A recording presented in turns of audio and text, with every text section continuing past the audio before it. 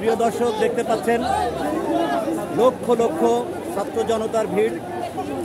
খুনি হাসিনার পদত্যাগ, আনন্দ উল্লাসে মেতে উঠেছে সবাই।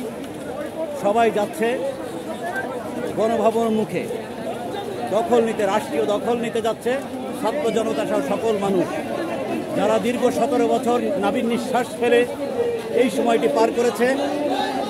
বয়োবৃদ্ধ থেকে শুরু করে ছাত্র জনতা, শিশু কিশোর থেকে শুরু করে নারী, সবাই আনন্দ উল্লাসে তাদের বিভিন্ন ভাষায় স্লোগান দিয়ে যাচ্ছে। তারা যাচ্ছে গণভবন অভিমুখে। আমরা জানতে পেরেছি খুনি হাসিনা পদত্যাগ করেছেন, ক্ষমতা ছেড়ে দিয়েছেন, সারেন্ডার করেছেন ছাত্র জনতার কাছে। একটি পরাজয়ের মধ্য দিয়ে নতুন একটি বাংলাদেশের আবির্ভাব হতে যাচ্ছে।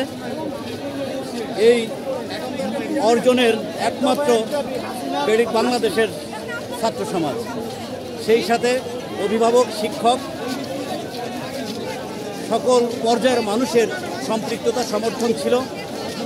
আজ নতুন একটি বাংলাদেশের সূচনা হতে যাচ্ছে। আজকে 5ই আগস্ট একটি শোকের মাস তারা উল্লেখ করে থাকে। জাতির জনক বঙ্গবন্ধুর হত্যাকে কেন্দ্র করে এই আগস্ট মাসকে তারা শোকের মাস হিসেবে উল্লেখ করলেও ছাত্র জনতা এই মাসটিকে একটি আনন্দের, বিজয়ের মাস হিসেবে আখ্যা দিচ্ছে। এই আগস্ট মাসকে শোকের মাস, সেই শোকের মাস এখন থেকে আর শোকের মাস রইল না।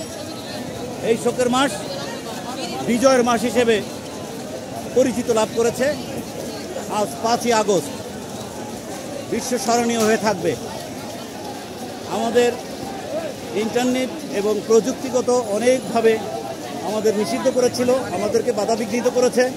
তার মধ্য দিয়েও ছাত্র জনতা উত্তাল সমুদ্রের মতো রাজপথে ঝাঁপিয়ে পড়েছিল। রাজপথে ঝাঁপিয়ে তারা তাদের বাংলাদেশকে উদ্ধার করেছে, রক্ষা করেছে প্রিয় মাতৃভূমি, সোনার বাংলাদেশ।